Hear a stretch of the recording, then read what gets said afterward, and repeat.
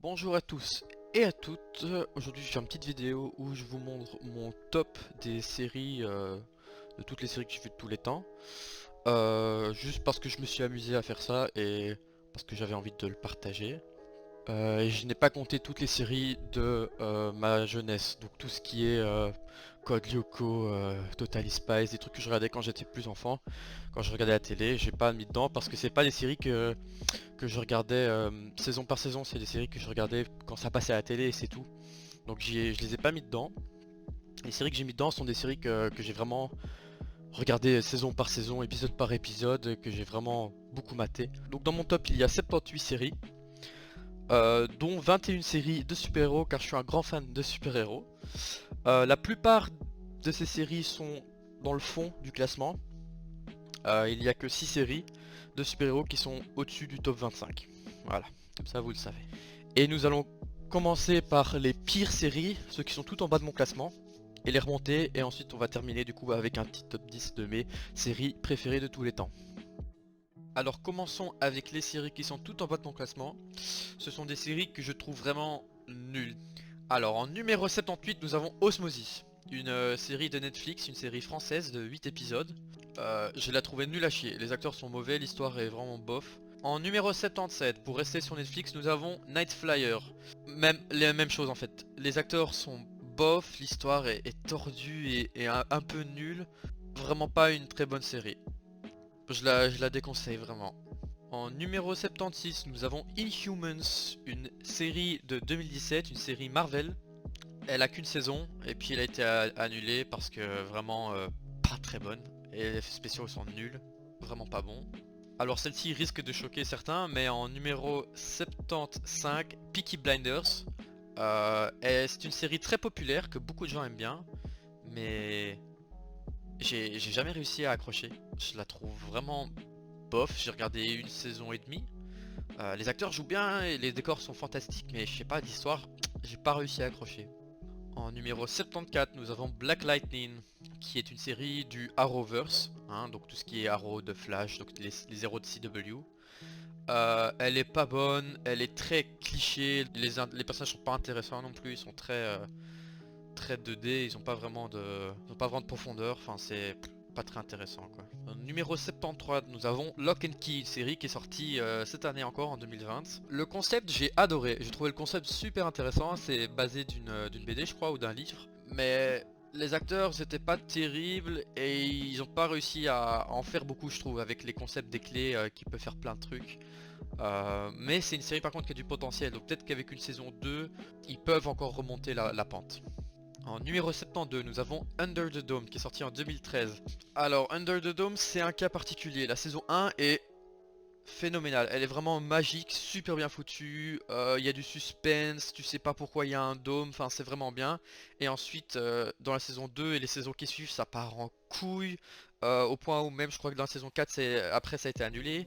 Enfin ça part totalement en couille, les acteurs par contre sont bien mais encore une fois c'est l'histoire cette fois-ci qui... L'histoire n'est vraiment pas bonne quoi.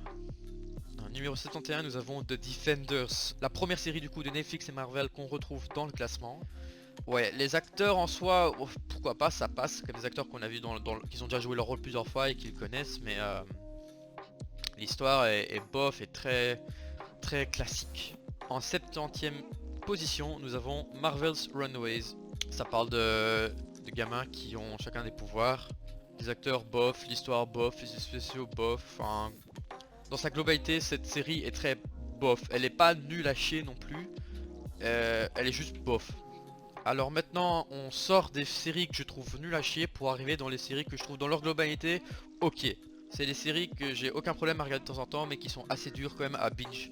Mais qui ont des défauts évidemment, mais qui ont aussi assez bonnes qualités. Enfin, c'est des séries bof. Et pour ouvrir du coup cette catégorie là, nous avons la position 69 of course, The Last Man on Earth, qui est une série de comédie, d'humour, avec des épisodes assez courts, je crois de 20 minutes.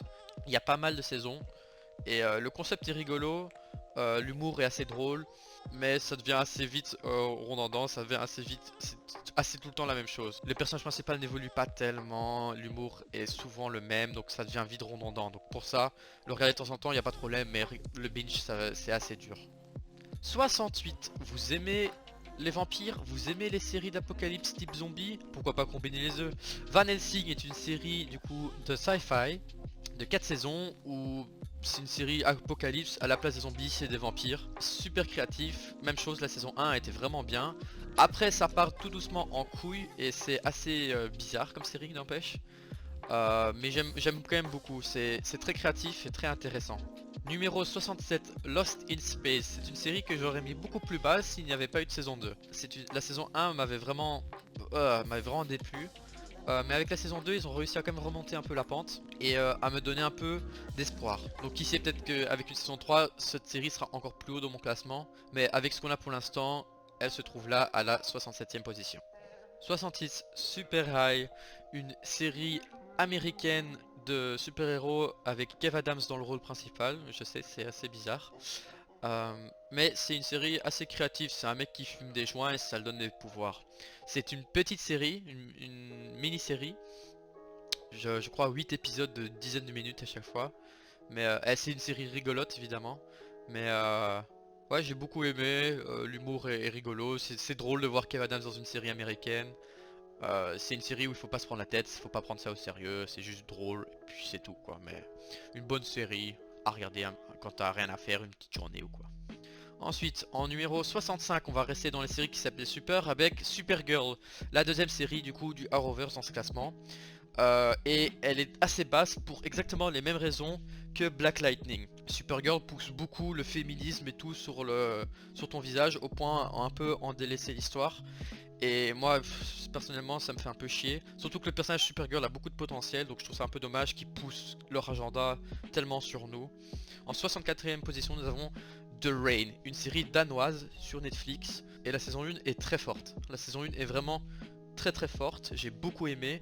Mais malheureusement, comme la plupart des séries que j'ai citées ci-dessous, bah la saison 2 part en couille. Au point où ça devient vraiment n'importe quoi. Et plus très crédible. Et c'est vraiment dommage parce que c'est une série, encore une fois, avec beaucoup de potentiel. Comme le numéro 63, Orphan Black. Orphan Black, c'est une série de science-fiction aussi, avec des clones, etc. L'actrice principale joue super bien, le concept est génial. Les premières saisons sont vraiment trop bien, mais encore une fois, ça part en couille. Ça part tellement en couille que j'ai arrêté, je crois, au bout de la saison 4. Je crois qu'elle a été annulée aussi la série après. Donc encore une fois, une série avec beaucoup de potentiel qui malheureusement a été annulé, comme la prochaine. Je crois qu'en fait c'est ça le nom de la catégorie, ça va être les séries avec du potentiel raté. Le numéro 62, Riverdale. Riverdale, saison 1, génial. Et ensuite saison 2, 3, 4, ça part en couille.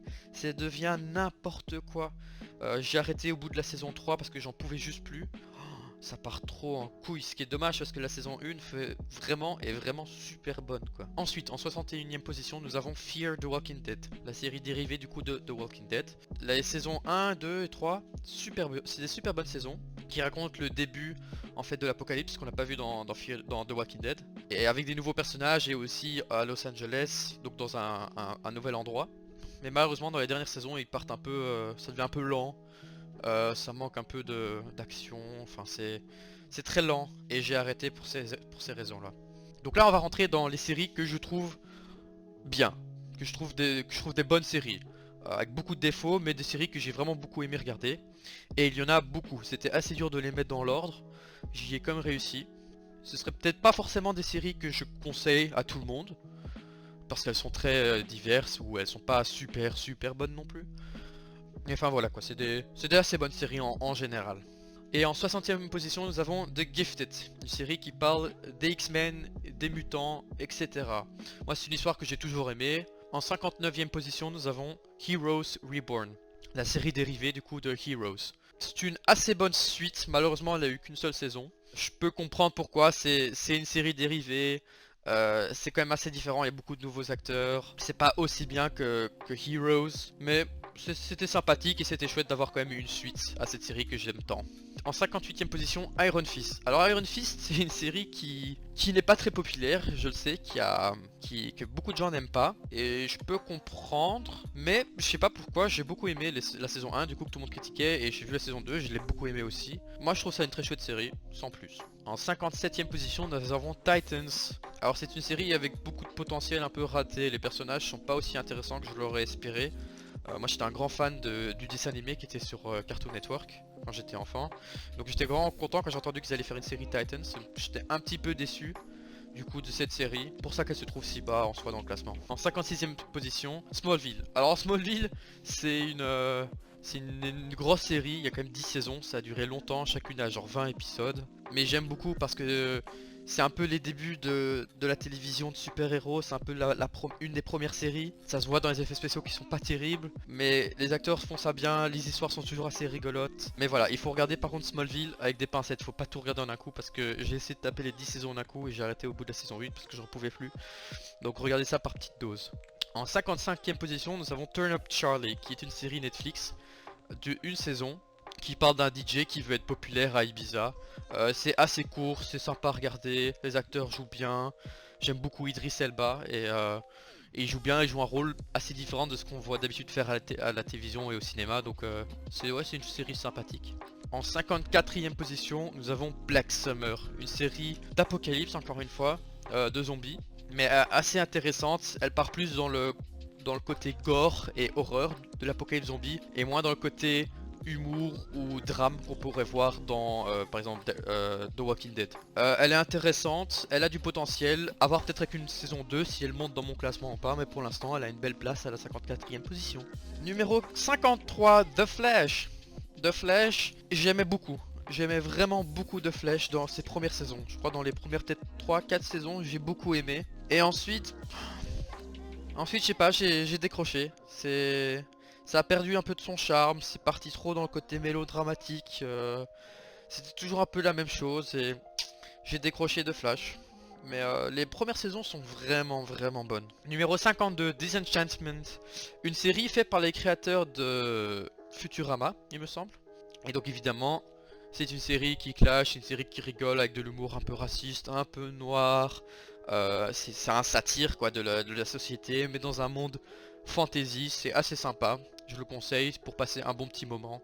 Toi-même, tu sais. Numéro 51, Jessica Jones. Jessica Jones qui avait 2 premières saisons fantastiques et une troisième décevante. Mais le personnage est intéressant. C'est une super-héros qui veut pas en être une. Enfin, c'est vraiment intéressant et j'aime vraiment beaucoup cette série. Numéro 50, The Crown. The Crown, série anglaise qui parle de la reine Elisabeth II et un peu qui trace sa vie. Alors cette série elle est assez particulière parce qu'au bout de la saison 3 il me semble, ils changent de cast parce qu'ils font un bond de quelques années et donc du coup ils prennent un cast plus âgé pour jouer les mêmes rôles. Et là j'ai eu beaucoup de mal. Je sais que la série est très bonne et je ne doute pas une seconde que ces prochaines saisons avec le nouveau cast sont vraiment des bonnes saisons. Mais moi personnellement j'ai eu beaucoup de mal avec ce changement abrupt d'acteur. Surtout que je regardais tout en un coup. Et ça m'a fait un peu décrocher de la série. Je la mets si bas juste parce que j'ai eu beaucoup de mal avec ce changement d'acteur, mais sinon elle serait nettement plus haute. Numéro 49, The Politician. The Politician, série sympa. J'ai vraiment pas beaucoup à dire dessus. Elle est sympa. Et je vais pas dire beaucoup plus dessus parce que j'ai pas beaucoup plus à dire. C'est juste une série que j'ai aimée, mais sans plus. Numéro 48, Ascension, qui est une série très courte vu qu'elle a qu'une saison de 3 épisodes. Sur Netflix, elle est à 6 épisodes. Ils ont coupé les épisodes en deux vu que c'était des épisodes de 1h30 il me semble. C'est une série qui a été annulée au bout d'une saison du coup. Et c'est très dommage parce que le concept est juste incroyable. C'est une série de science-fiction et je trouve ça vraiment dommage que ça ait été annulé après une saison. J'espère que peut-être un jour elle aura suite vu que c'est une fin ouverte et que j'ai vraiment envie de savoir le reste. Même si ça m'étonnerait, on verra bien. En tout cas je le conseille à beaucoup de gens qui aiment la science-fiction parce que c'est quand même un truc un peu particulier. Numéro 47, Chuck. Chuck c'est une super chouette série, on se prend pas trop la tête, il y a de l'action, il y a assez beaucoup d'humour. C'est vraiment une chouette série juste en général. Numéro 46, Formula One Drive to Survive. Une série de documentaires sur Netflix à propos de la Formule 1. Honnêtement, je suis pas un grand fan de Formule 1, ça m'intéresse vraiment pas, enfin je m'en fous juste. Mais cette série là est super intéressante et super bien filmée. Je l'ai montré à pas mal de gens qui, comme moi, s'en battent les couilles royalement de la Formule 1 et aiment vraiment bien parce que c'est très accessible et ça explique bien la Formule 1 pour des gens qui ne connaissent pas. Vraiment juste une très bonne série si vous voulez voir quelque chose de nouveau et découvrir quelque chose de nouveau. En numéro 45, Doctor Who. Alors quand je parle de Doctor Who, je parle des nouvelles saisons de Doctor Who qui ont commencé en 2005 et pas des toutes vieilles de 1900 et quelques. Doctor Who, une série de BBC, une série britannique que j'aime beaucoup, qui est un classique quand même. Malheureusement, j'ai pas trop aimé le changement d'acteur, la dernière actrice qui joue Doctor Who. Mais dans sa globalité, c'est juste une excellente série. Tu t'amuses, tu voyages, c'est de la science-fiction, tu traverses le temps, enfin c'est juste une chouette série d'aventure. En numéro 44, nous avons Daredevil, qui est une série qui est quand même important pour Netflix, vu que c'est une des premières séries qui a vraiment explosé sur Netflix, on va dire. Et je le comprends, la saison 1 est juste phénoménale. Et les saisons qui suivent après sont pas aussi bonnes de loin, mais restent quand même d'un assez haut niveau. L'action est bonne, l'histoire est intéressante. Et je la conseille à beaucoup de gens, surtout si vous n'êtes pas trop dans tout ce qui est super-héros. C'est une série qui est pas non plus focusée là-dessus, sur le fait d'être un super-héros. C'est quand même, ça parle beaucoup de crimes, etc. Numéro 43, Stranger Things, une série que beaucoup de gens mettraient beaucoup plus haut, mais que moi je ne ferai pas. J'aime beaucoup cette série, elle est vraiment sympathique. Il n'y a pas une saison que je trouve vraiment nulle, mais je la mettrai pas plus haut, je la trouve pas à ce point là incroyable. Pour moi c'est juste une chouette série, tout autant que Daredevil ou Doctor Who. Je passe un bon moment devant, mais c'est pas non plus un chef-d'œuvre quoi. Il y a beaucoup d'autres séries que je mettrais bien au-dessus de Stranger Things. Mais en tout cas, c'est une très chouette série. Et elle est vraiment cool, il y a de l'aventure, il y a beaucoup de nostalgie vers les années 80. C'est quand même une très chouette série dans sa globalité. En numéro 42, Insatiable, que je mettrais en vrai ex aequo avec Stranger Things. Ça a pourtant rien à voir. Ça parle de beauty pageants et de concours de beauté. Mais je sais pas, l'humour est juste vraiment bien, l'histoire est tordue. Mais pas au point où non plus ça devient n'importe quoi, hein, mais juste un peu tordu en mode qu'est-ce qui se passe et ça me fait marrer. Et donc je la mettrai au même niveau que Stranger Things en soi. Numéro 41, The Witcher. J'ai beaucoup aimé le début et la fin de The Witcher. Malheureusement, les épisodes au milieu sont vraiment pas terribles à mon goût. J'étais pas trop fan non plus du fait que les trois périodes étaient un peu mélangées. Enfin, je vais pas trop en dire, mais j'ai pas trop aimé. C'est une série qui a beaucoup de potentiel et je crois vraiment que la saison 2 va être encore mieux que la saison 1. Donc j'ai hâte de voir ce qu'ils vont proposer, mais pour l'instant, The Witcher, je trouve, est très bien à la 41e position. Numéro 40, The Mandalorian. Alors sachez que je suis un très grand fan de Star Wars. Et bah c'est la même chose que The Witcher. J'aime beaucoup le début de The Mandalorian, j'aime beaucoup la fin. Mais il y a des épisodes au milieu où franchement j'en ai rien à foutre quoi. Ça me fait juste chier. Et c'est pour ces raisons que je le mets si bas dans mon classement. À la base je pensais en faire une grosse vidéo, mais quand je vois le temps que ça prend, je crois que c'est mieux d'en faire deux parties. Donc bah du coup voici la fin de la première partie. Et on se retrouvera très vite pour la deuxième partie de mon classement. Bye.